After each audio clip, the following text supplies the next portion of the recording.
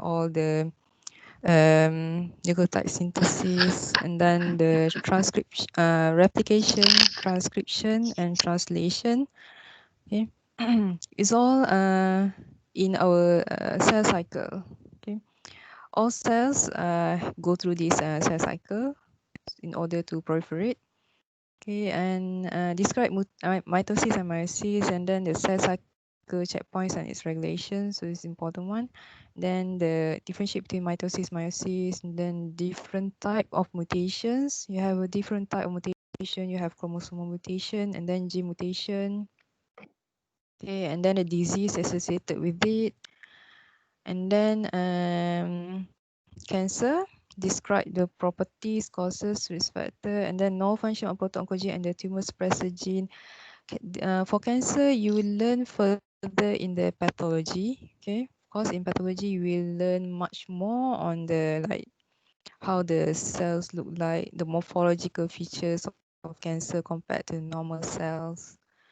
This one I only focus on the genetic aspect, as in the what kind of mutation or mutation at which gene is the one that give rise to cancer. And then describe possible ways of activating mainly these two that you need to focus on: proto-oncogene, which mutates to become oncogene, and then the tumor suppressor gene. So describe possible ways of activating the oncogene and mutations of tumor suppressor gene, and then describe proto-oncogenes and oncogenes on the cell cycle. Okay, you have to differentiate between the normal cell cycle and what happens when mutation of these oncogenes and the tumor suppressor gene on the cell cycle. Okay, so we go to the first one. Okay, so basically this is just like a revision to you. All these mitosis, meiosis, okay, mitosis and meiosis, difference between it. What I need you to focus on is on the cell cycle. Okay, okay, I just go straight to the cell cycle. Okay, this is the cell cycle, eukaryotic cell cycle. So you have the okay, so you have mitosis, the one that you have learned during your foundation before. So all the process that occurs in the mitosis in order for the cells to proliferate. And this occurs in the cell cycle. So in a cell cycle, mainly you have two, mitosis and the interphase. But in the interphase, these are the phases that occurs in the interphase. So you have this G1, S, or the synthesis phase, and then the G2. And then back to the mitosis. So all cells go through these phases, mitosis G1, S, G2. And then there are some cells that go through this G0, cell cycle arrest. For example, cells that no longer needs for to proliferate. For example, neuron cells during the childhood, neuron cells will continue to have all these cell cycle, but when it goes to adult phase or adolescence, it will go. Neuron cells will go to this G0, cell cycle arrest. So neuron cells will no longer proliferate at the adolescent age, which is why when you have damage to any of your brain which injures your neuron cells will only regenerate, meaning that the neuron cells will only try to recover the neuron cells that is already there. It cannot create new neuron cells. Okay, just what happened in the like Alzheimer's disease or Parkinson's disease. Okay, when you lost the neuron cells, your body will no longer able to produce the neuron cells, which is why you have all the symptoms. Like in Alzheimer's disease, you have the memory loss, okay, dementia, all because of the neuronal loss. Okay, for other cells, for example, like our cells that is rapidly dividing, like our skin cell, hair cells, all that, all in fact, any of the cells inside our body will go through all these cell cycle. Okay, so these are the main thing that you need to remember. G1S and then the G2 and then the mitosis. Okay, and then things that occurs in our cell cycle. Okay, where do you think the replication occurs?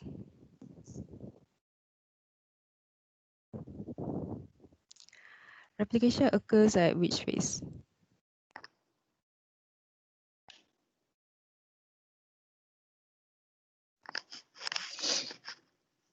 Hmm. Anyone? Is it the S? Okay. Replication occurs at the S phase or the synthesis phase. What about transcription and translation?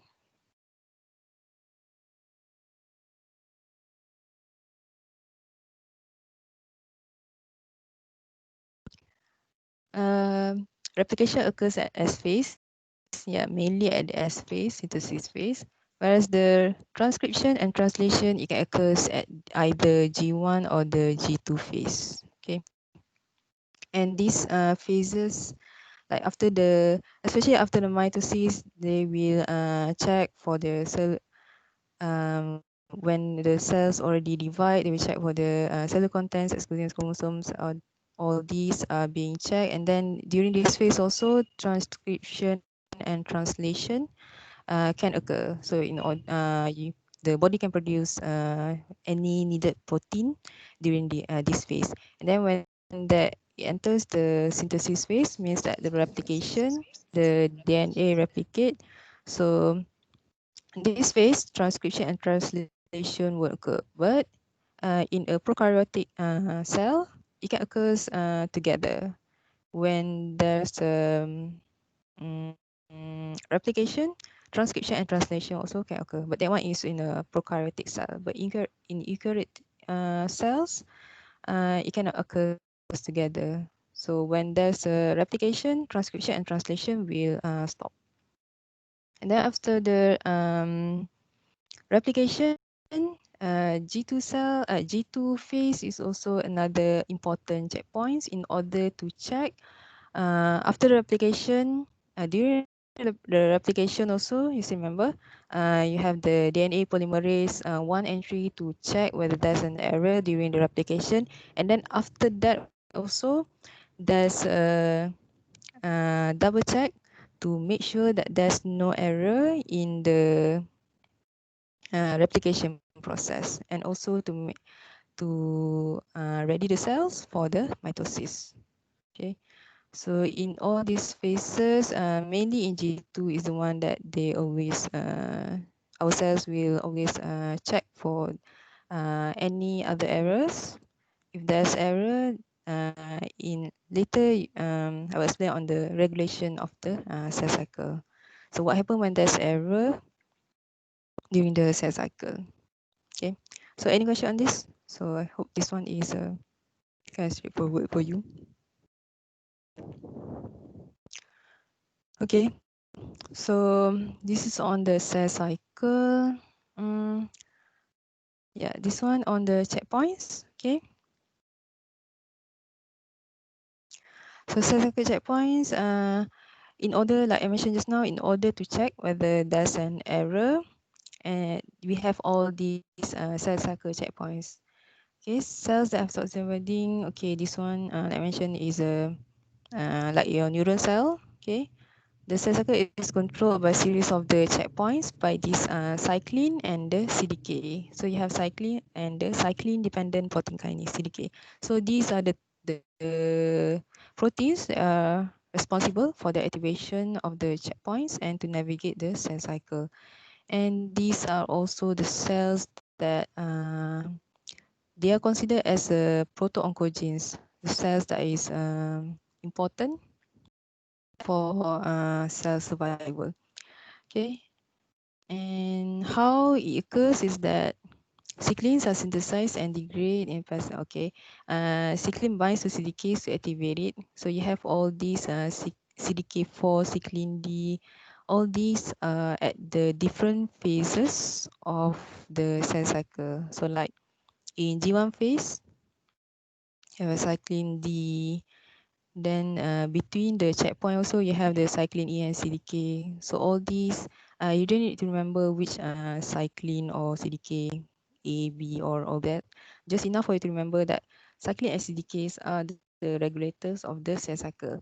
And what regulates these cyclin and CDKs are these CDK inhibitors P16 and the P21. And who regulates this P16 and P21 is the tumor suppressor gene, P53.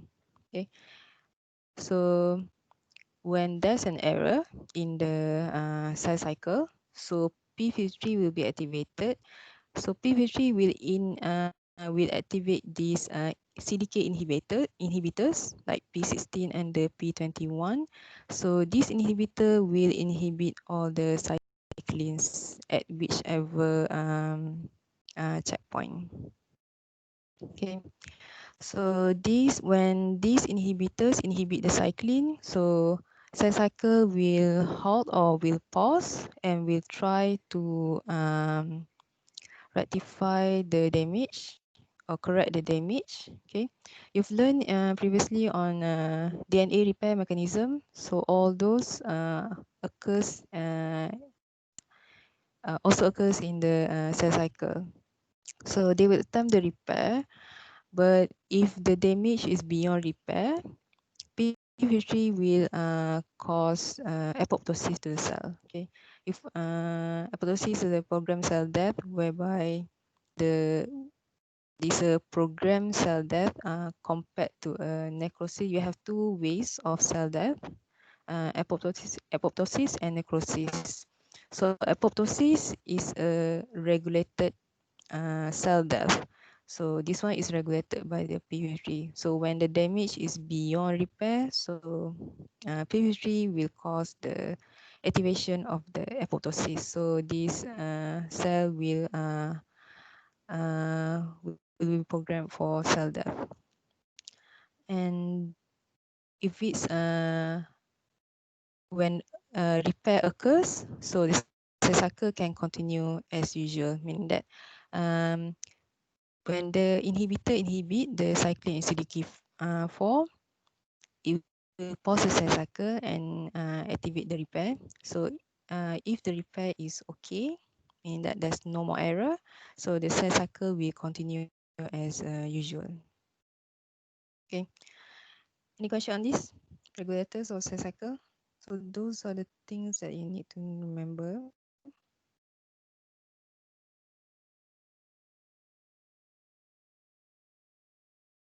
Mm, events during okay, the importance of mitosis and the meiosis.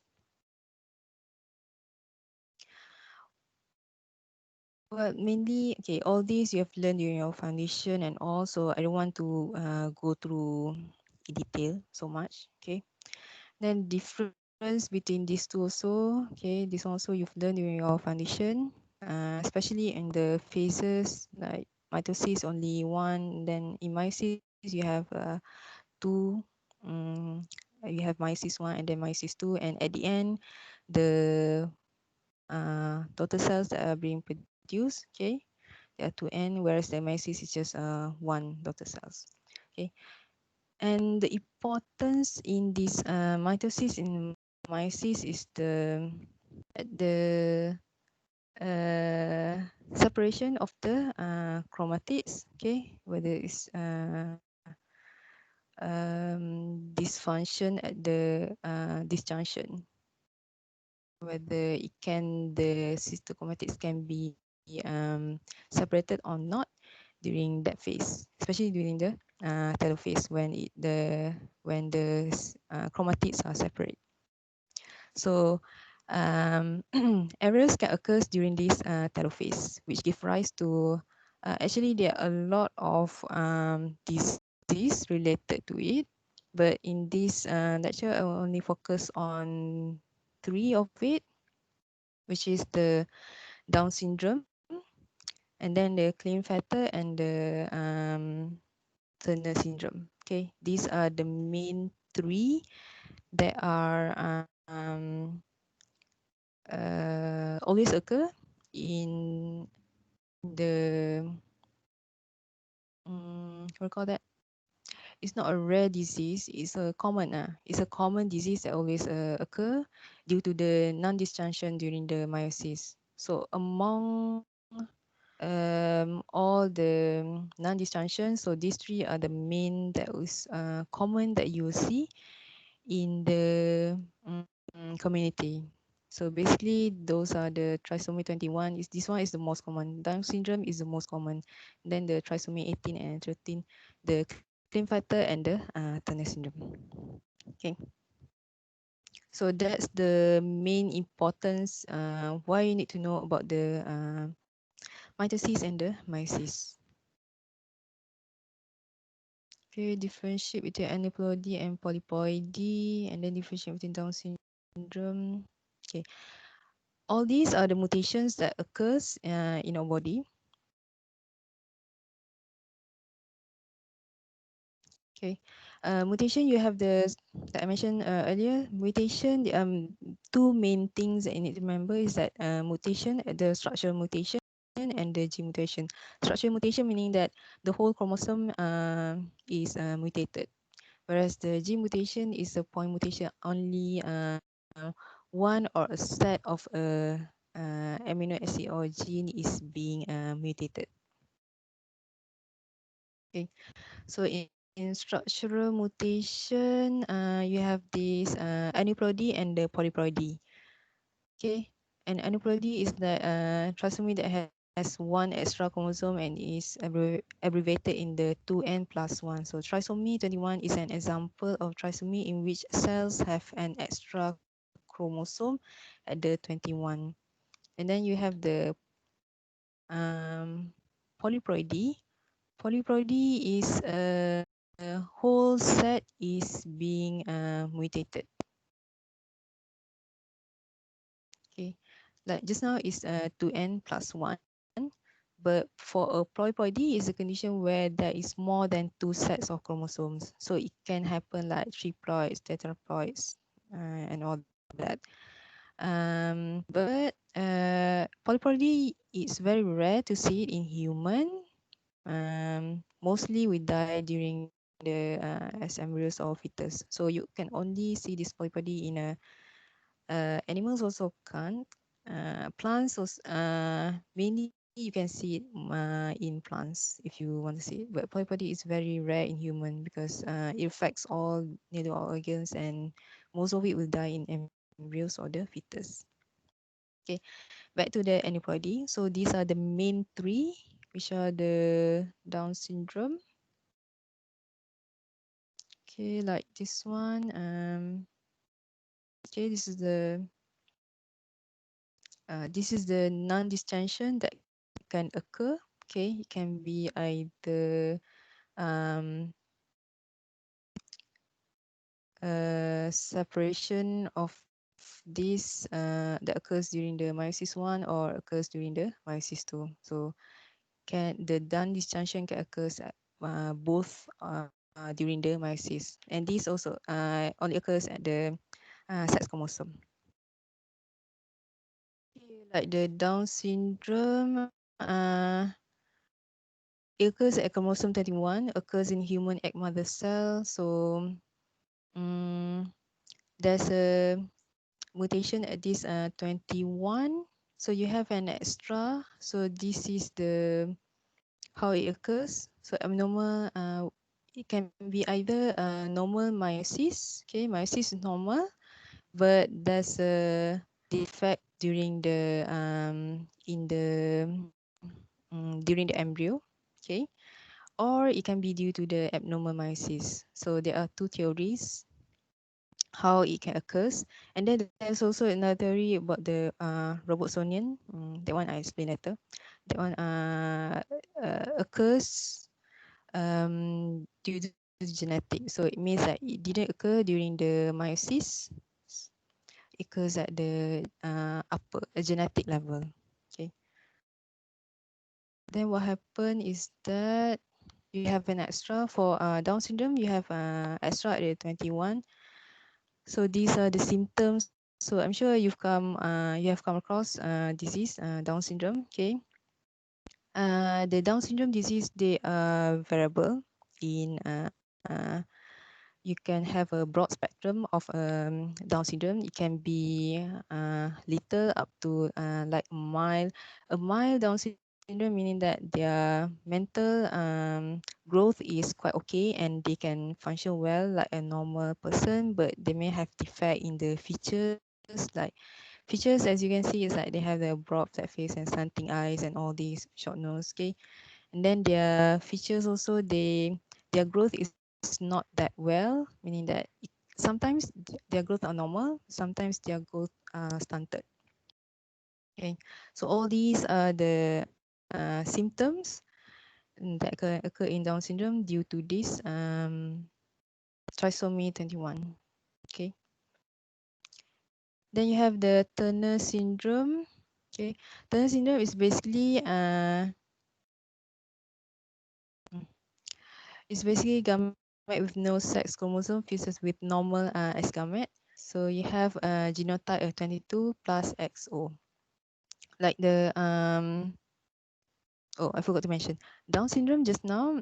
It can occur in both sexes equally. So men or woman, it's either boy or girl, both are affected.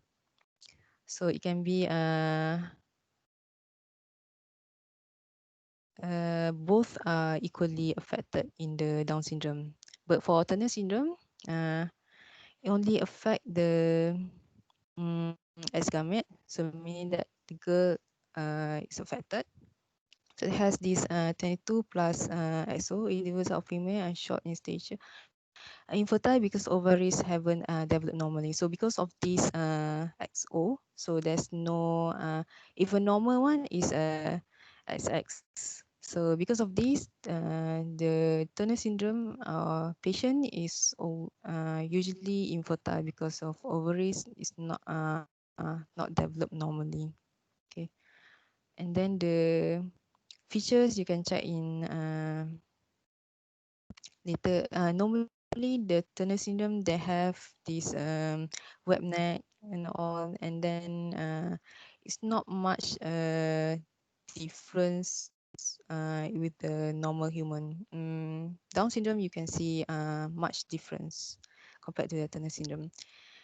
Compared to this Klinefelter syndrome, okay, it can be either XX8 fertilized by normal Y sperm or normal X8 is fertilized by an XY sperm. So zygote has a chromosome complement 21, 47. So the genotype is 22 plus XXY. Okay, it has a extra X. Even normal one is XY. So this one usually affects the man. Okay, always male, normally infertile also can produce the sperm, so reduce facial hair, body hair, and all that. So and then they have this breast development. So in normal case, in normal situation, we have this case, and yes, the features is more towards a woman compared to men. Okay. Okay. Any question on the Turner syndrome and Klinefelter syndrome and Down syndrome? So the main thing that I need you to focus on is basically on the genetic features. Like Turner syndrome is SO, Klinefelter syndrome is 22S1. Down syndrome is they call it 23 plus XY or XX because it's extra chromosome, 21 chromosome. Okay. So we continue. That I mentioned just now, there's a chromosomal mutation and also gene mutation. So chromosomal mutation, you have these types. You have deletion, duplication, inversion, and translocation. So deletion is, as the name implies, deletion is of a fragments of a chromosome. Okay, a fragment of the chromosome is missing or deleted, and this is usually is quite little because a part of your chromosome is missing. So that part considering in which part is missing, but always it will code for important protein synthesis. So most deletion will produce either growth and mental retardation or organ failures. So example you have here is a Wilms tumor, nephroblastoma. This also is a not so common, but you can see it in the community. And usually you can detect this at the childhood stage. It's due to this nephroblastoma, a tumor at the nephron, the kidney. So the kidney of this patient unable to function normally. Okay, is a deletion of this WT1 gene. Okay, because this WT1 gene is a tumor suppressor gene, it functions for the growth regulation. If you remember, it's a cell cycle. Okay, uh, so without this, cell cycle can occurs function normally. So it cause malignant neoplasm at the kidney. Then you have the duplication. Mm, this one different from that one is deletion. This one duplication, meaning part of the chromosome is being duplicated. Multiple copies of the genes can mutate without harming the individual because they still have one good copy gene. So unlike the deletion is quite little, but duplication is non-lethal because you still have the normal one functioning. But still it can cause some disease. Okay, for example, a gene for hemoglobin give rise to genes that produce protein. So uh, they will have sometimes it can give no visible phenotype change also. So depending on where the mutation of duplication occurs. Then you have the inversion. A segment of chromosome may break at 2 points and the fragment released, reinserted back into the breach, but in reverse orientation, forming the inversion. So this can cause in altered gene activity loss. It's also depending on where the inversion occurs. Okay, it can cause a disease. And then you have the translocation. Okay, this is what I mentioned. Example of this translocation is a Robertsonian translocation. So this is one of the theory. Like just now in Down syndrome, it has two possible. Okay, it's either non-dischargeal at meiosis 1 or non-dischargeal at meiosis 2, or it occurs during the formation at the embryo. But there's also another theory. Uh, this one occurs in the genetic part. Okay, it's due to this translocation at the trisomy 21. Others is in the translocation of the trisomy 13. So in Robertsonian translocation or translocation of Down syndrome, it occurs in the trisomy 21. Okay, this is how the translocation occurs. Okay, normal and then breakage, translocate. Okay, so the fragment that is translocated is usually lost. So you have this extra at the 21, trisomy 21.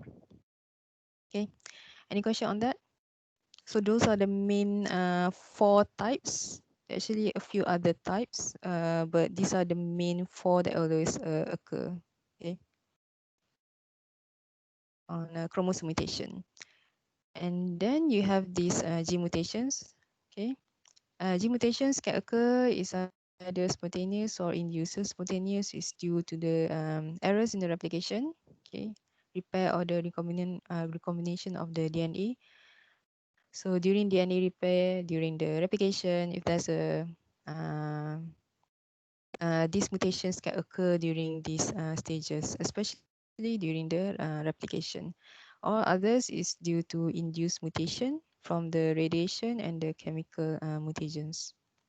So these are the types of the gene mutations. So you have all these changing of a single nucleotide base is a point mutation. So you have the nonsense mutation, silent mutation.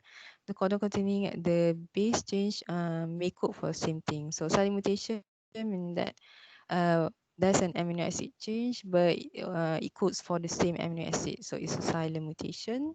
Then you have the missense mutation.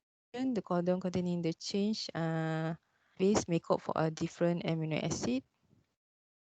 Okay, this is missense mutation. Yeah, changing of one amino acid equals for other amino acid. And then nonsense mutation, this one is the one that quite little depending on the types of protein that is being produced, because it codes for a termination codon. Okay, it causes the protein that is being produced is shortened. So when it's shortened, the protein may lose its function. So which is why compared to the other two, nonsense mutation is quite little. Then other types of mutation is insertion or deletion. So you have this trinucleotide repeat expansion, a sequence of three bases being repeated through many. So the protein produced will contain many extra copies of the one amino acid. So this is the type of mutation occurs in Huntington disease. So when there's a mutation, so the mRNA is translated into, they call this as a Huntingtin protein with abnormal glutamate repeats. So this protein also is abnormal protein, okay, and they form these aggregated proteins. So this aggregate protein, if they accumulate, they can cause our immune system to identify it as foreign materials, and we try to destroy it. So in the end, it will try to destroy the normal cells also. So it can cause disease, just like what happened in the call that Parkinson's disease and the Alzheimer's disease. Okay, and then another thing is that this one, if it occurs at the coding sequence, this one occurs at the non-coding sequence, but still it can cause disease. Okay, if the trinucleotide repeat expansion occurs at the untranslated portion of the gene, it can cause the decreased production of protein translated. So this occurs, for example, in the Fragile X syndrome and the myotonic dystrophy. So these two also is a type of hereditary disease.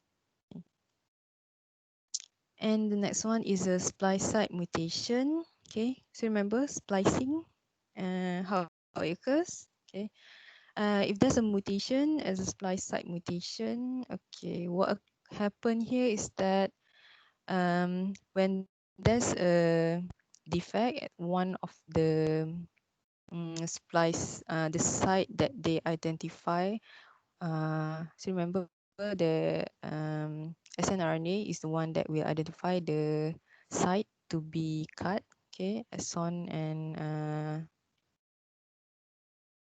mm, when there's a defect at this or mutation at this site, so the snRNA cannot identify that that's the site to be cut.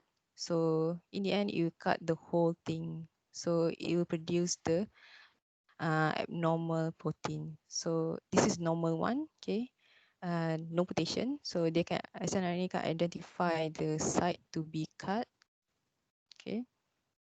So that it's a normal protein being produced, but in when there's a mutation here, so it cannot identify that this site is to be cut, so they cut the whole thing and produce the abnormal protein. So this occurs in the beta thalassemia.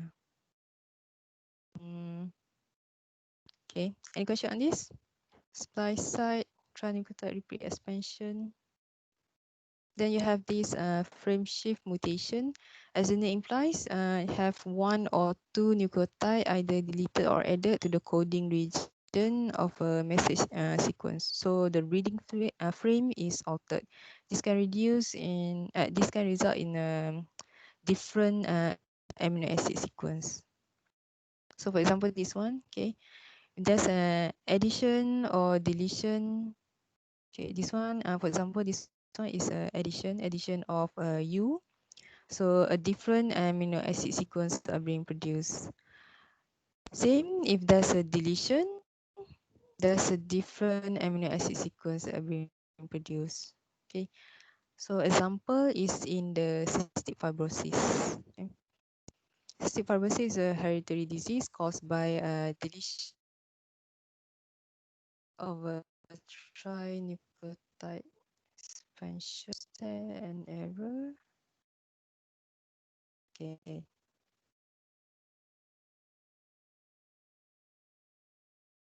Okay, sorry.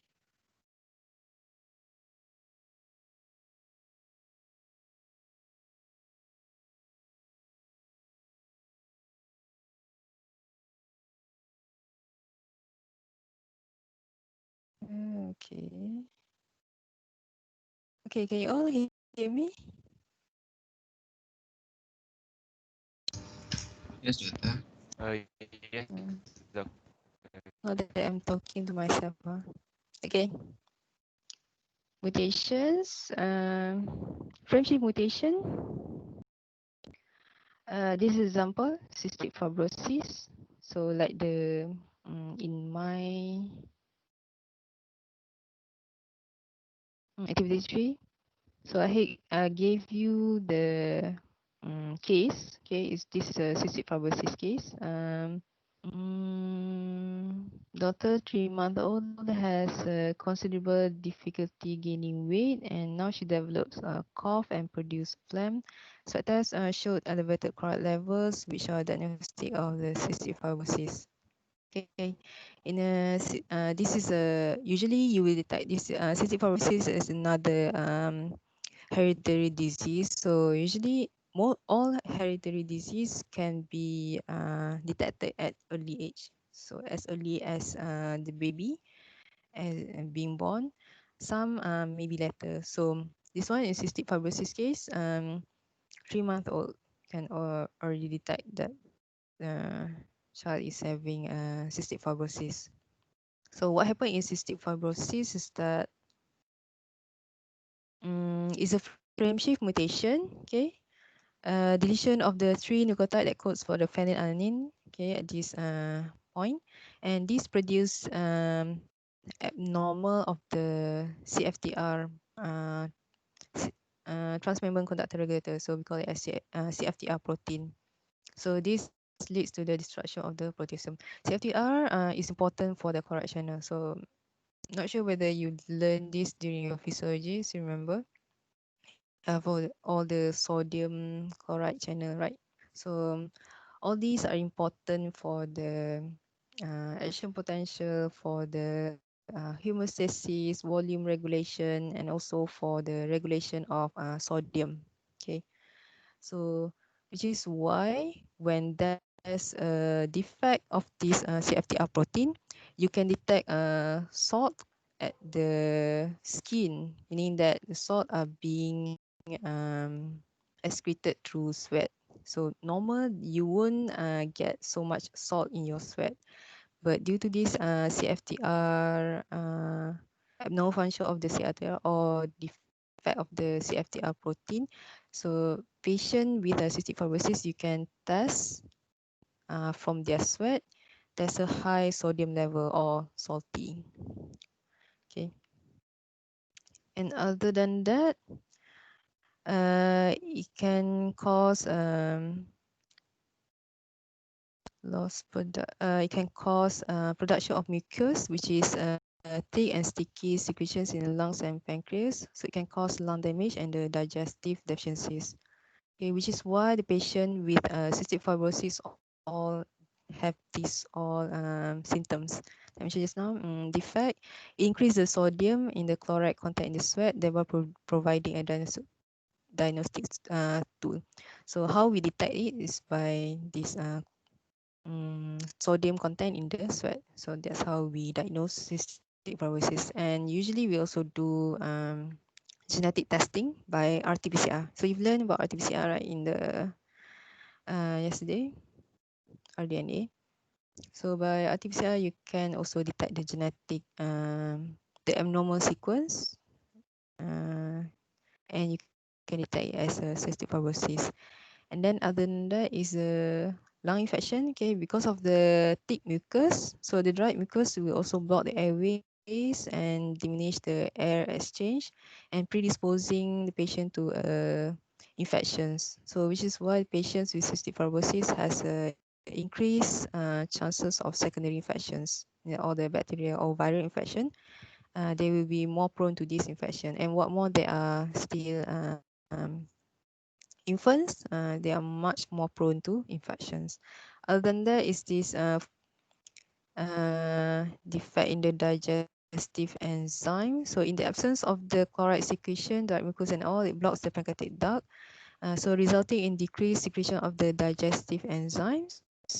Okay, so it results in a malabsorption of fat and other food stuff. So that leads to the um, this bulky glistening false smelling stools and also small bowel obstruction. So depending on the degree of the disease.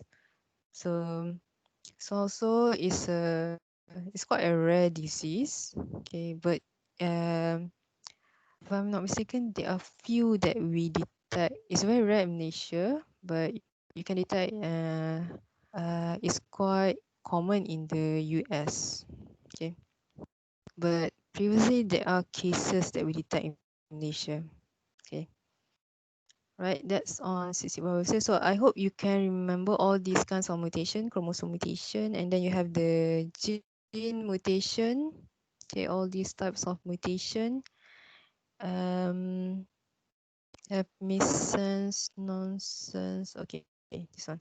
Nonsense, missense, mutation, and then the trinucleotide, splice site, frame shift mutation, and the disease related to it. Okay, any question on this?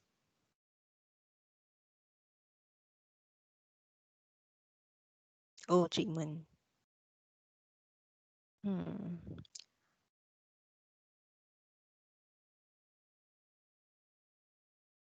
Any question?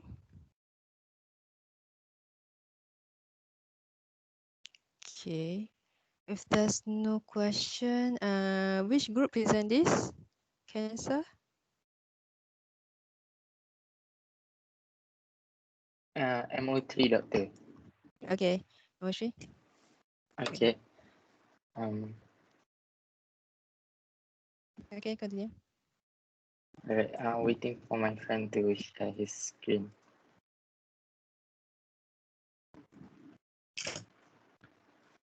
Okay. So, Assalamualaikum and a very good morning, Abid, to Dr. Fai and my fellow classmates. So, my name is Irfan Faili, and today, my friends and I are going to present about cancer, which is activity 4. So, the first question is, define cancer and state the reason why it could cause fatality. So cancer is the uncontrolled growth of abnormal cells in the body. Cancer can invade key organs such as brain or lungs or even organs in GIT, and they can interfere with body functions that are necessary to live. And that is why cancer is so dangerous. Okay, so now I'm gonna pass it to my friend Joshua. Thank you. Good morning, I'm Joshua. Name the two most common cancer in Malaysia and state their causes. According to the World Health Organization, the most common cancer among Malaysians are breast cancer and colorectal cancer. The cause of breast cancer are not specifically known, but it is much related to hereditary, lifestyle, and environmental factor. And breast cancer is usually caused by the tumor suppressant gene, which is P53, which cause breast cancer. And another main cancer in Malaysia, it is colorectal. The main cause of colorectal is also not known, but the cause is mainly linked related to diet, smoking, or heavy use of alcohol. I pass to my friend. Next, number 3.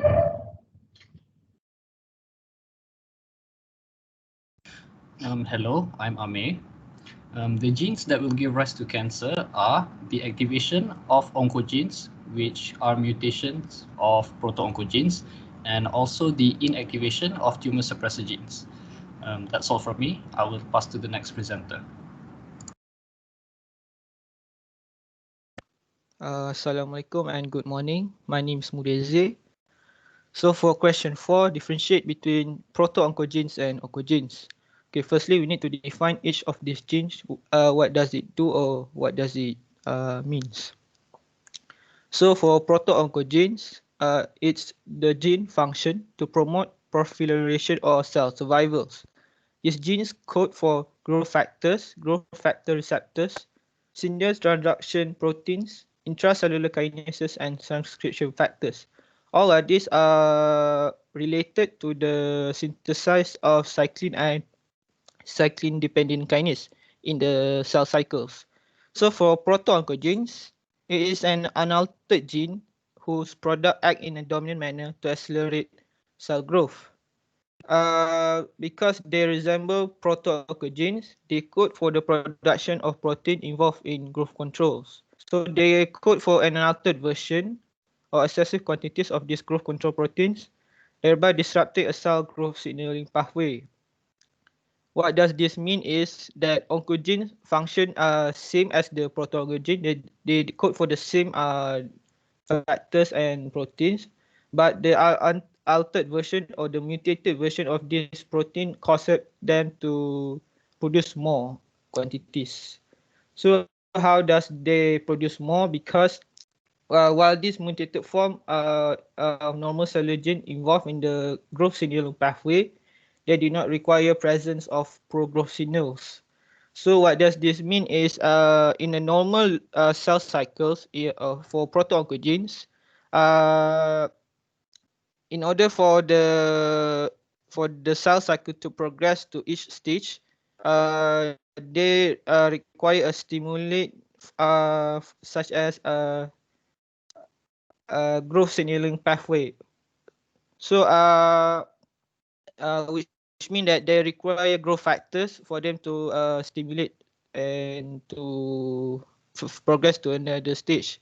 So for oncogenes, they did not require these growth factors in order for them to stimulate and progress to another stage.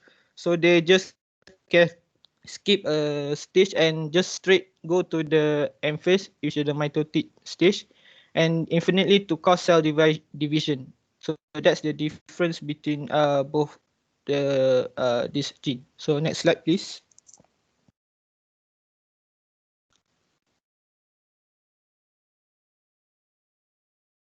Next slide.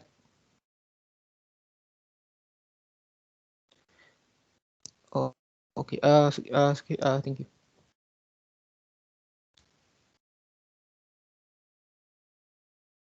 Morning, everyone. Then we go to the next question on how the possible ways of activating oncogene. Basically, oncogene is a mutated version of proto-oncogene.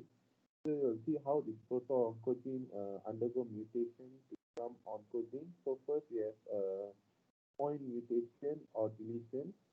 And then the next we have gene amplification.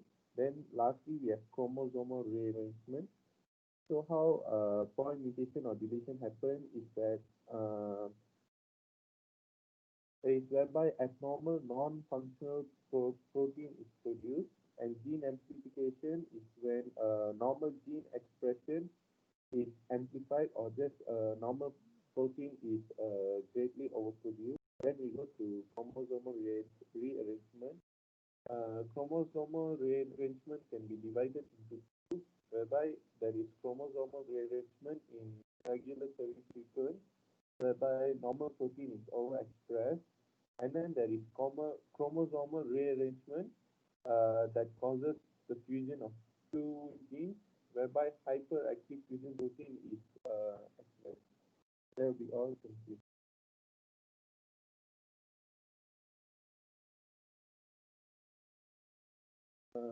I pass it to the next presenter for question 6. So for question 6, state 3 examples of common proto-oncogene that converted to oncogene when mutated. So the first one, HA-RAS. HA-RAS genes encode transduction molecule and binds GTP and GDP. So this proto-oncogene transform into oncogene because of point mutation. So this mutation associated cancer is colorectal cancer, bladder cancer, and many others. The second one is CERP. So the function of this gene is to encode transmembrane growth factor receptor. Alteration in this gene is because of gene amplification and point mutation. Uh, uh, Alteration in this gene will cause glioblastoma cancer, breast cancer, and cervix cancer. So for the last one is c-MYC. This proto-oncogenes encode for transcription factor, regulate cell cancer, cell cycle, and differentiation and apoptosis.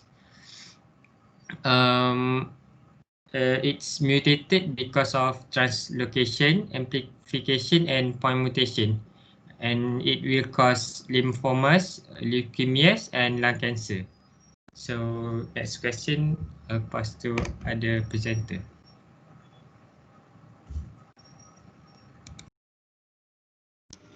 Okay, Assalamualaikum. My name is Aidil. So question number 7. Describe the effects of oncogene on cell cycle. So we know that oncogene is a mutated proto-oncogene. It is type of gain of mutation. It is a type of gain of function mutation, whereas a mutation that confer on new or enhance activity on a protein. Oncogene is an altered gene that acts in a dominant manner to accelerate cell growth, and it will promote uncontrolled and rapid cell division, which can cause tumors in the tissue. I'll pass the mic to Kishore for question number 8.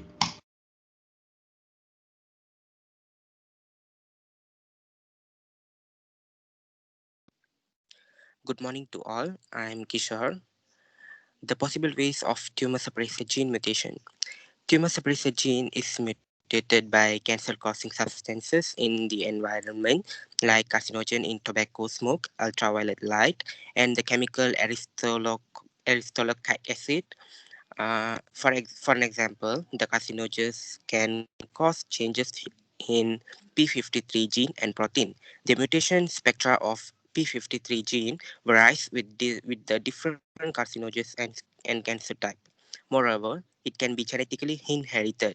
For instance, mitotic recombination between a chromatid bearing the wild type allele and a homologous chromatid bearing a mutant allele produce two normal chromatids and two mutant chromatids. Subsequent chromosome segregation can generate three types of daughter cells, which are one homozygous for the mutant tumor suppressor allele, one homozygous for the normal allele, and one like the parental cell heterozygous for the mutant allele.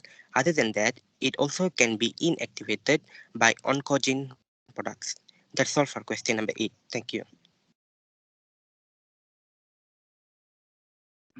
Assalamualaikum and very good morning. I'm Muaz. So question 9, state two examples of tumor suppressor gene that are associated with cancer.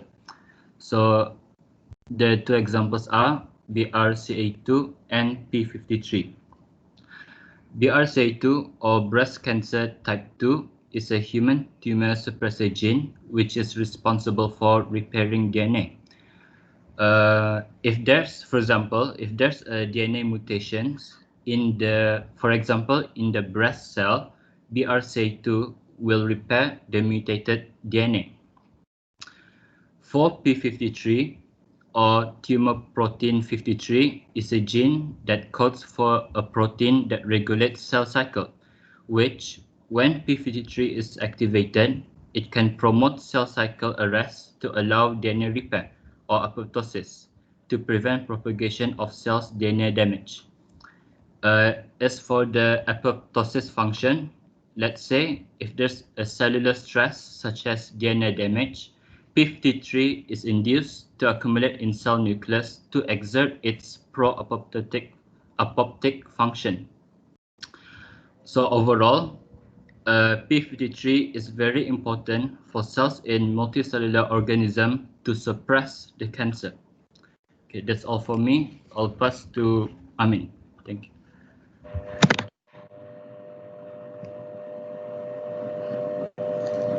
Next slide, please. My name is Mohammed Amin. I'll be is to describe the effects of tumor suppressor gene on the cell cycle. First of all, the tumor suppressor gene produces protein products that normally suppress cell growth, repair DNA errors, or tell cells when to die through a process known as apoptosis or programmed cell death.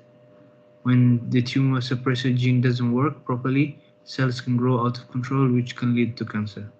So one of the most important tumor suppressor is the tumor protein p53, which plays a key role in the cellular response to DNA damage. And finally, at the G1 checkpoint, which is the controlling the G1 to S transition, where it blocks the cell cycle progression in process to damage DNA.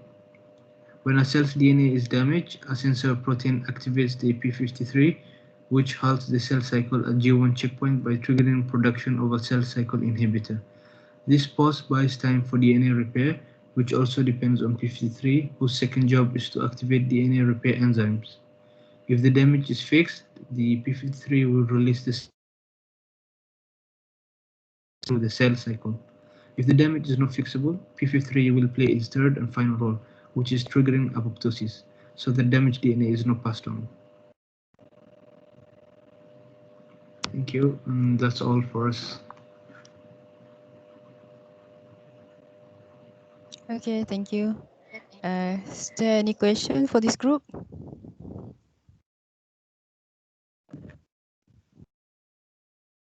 No, you all are clear? Okay, thank you, Mosri. So I hope you're clear on all the, especially on the cancer. I just want to add in a few things.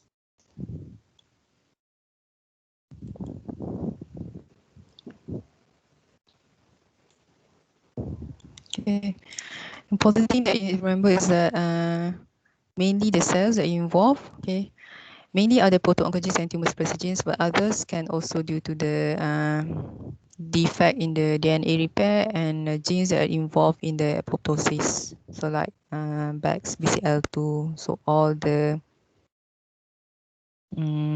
cells that are involved in the apoptosis. Okay. Then the risk factors, okay. This is also important for you to remember on possible ways of activating the oncogene. But for the tumor suppressor gene, just now, mainly, yes, those are the, like your friend mentioned, those are the causes. Possible ways of mutation of the tumor suppressor gene is like the point mutation. The most common one is due to point mutation, or the insertion and the deletion. It's basically due to the gene mutation.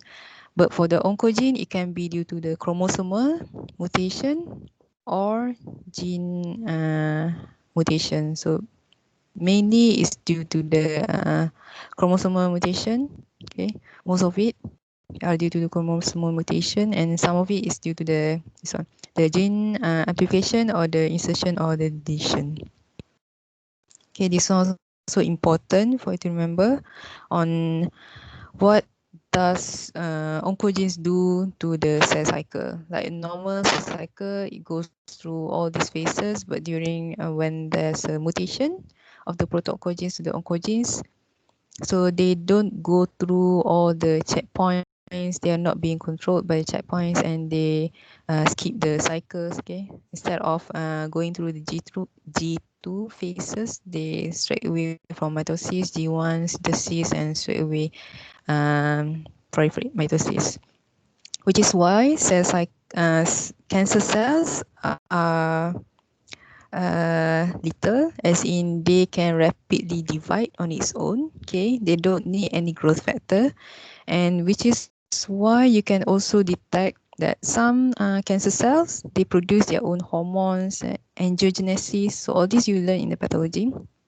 Angiogenesis meaning that they can produce their own blood vessels. Okay, that's why some cancer or tumor, they can even have their own hair. Like sometimes there's teeth. That's all because of the hormones or the growth factor that they can produce on their own without any external growth factor. Unlike our normal cell, our normal cell needs a external growth factor in order for the cell to proliferate. But cancer cells, they divide on its own. They can produce their own cells. Okay, and which is another reason why they can evade our immune system. Okay, just like I mentioned previously, or if there's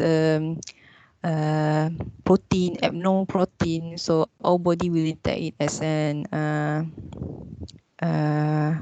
other foreign material, so they will try to destroy it. Same like tumor or cancer, our immune system can detect that these are abnormal cell and will try to destroy it. But because some cancer can produce their own cells, can produce their own anti-inflammation and can evade our immune system cells. So that one you learn later in the immunology.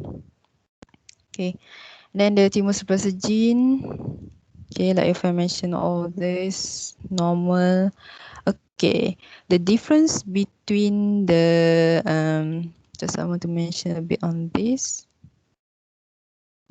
Difference between the oncogene and the tumor suppressor gene also is that oncogene is a dominant gene. Okay, so if there's a mutation at only one allele, it can already cause cancer. Okay, whereas tumor suppressor gene, if there's a mutation at one allele, the other one can still function normally. So normal P53 can still be produced. So if there's a P53, it can inhibit the cell cycle, it can correct the errors and all. But if there's a mutation at both alleles, then only the P53 is inactivated. So that's the difference between the oncogene and the tumor suppressor gene. Oncogene is the dominant, so one is already enough to cause cancer, whereas tumor suppressor gene, it needs both of the alleles to be inactivated or mutated in order for the P53 to be inactivated.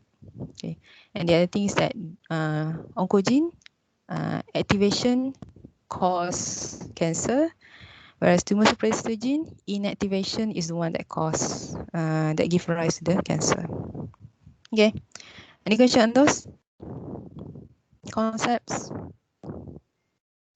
Okay, I hope you all are clear on all the concepts, especially in the cancer, because this cancer you will come across in all the systems, in every systems, in every organ there are cancer. Okay, and these are the main concept that you need to remember. Tumor suppressor gene, oncogenes, inactivation, activation of all these can give rise to the cancer. And which is why I ask you on the common proto-oncogenes and the common oncogenes. Like, yeah, proto-oncogene, the most common is the P53. Whereas oncogene, depending on the cancer, like you mentioned just now, cancer, those oncogenes are not so common. Like in the colorectal cancer, you mentioned just now there are two cancer that is common in Malaysia, right? Breast cancer and the colorectal cancer. In breast cancer, like the BRCA1 and 2, those are proto-oncogenes. Okay. BRCA1, I think, is a proto-oncogenes that can give rise to oncogenes, but most of it are the tumor suppressor gene for the breast cancer. But for the colorectal cancer, mutation of the oncogene is the one that always give rise to the colorectal cancer. The one that is important is the KRAS gene. Well, all of those you will learn or come across during the systemic talk. Okay, any question? Okay, if there's no question, can we continue at 10:30? So I continue with the molecular basis of this gene. So that also is, I will just concentrate on the important ones that you need to know. Okay, we take a break and I'll see you at 10:30. Okay, thank you.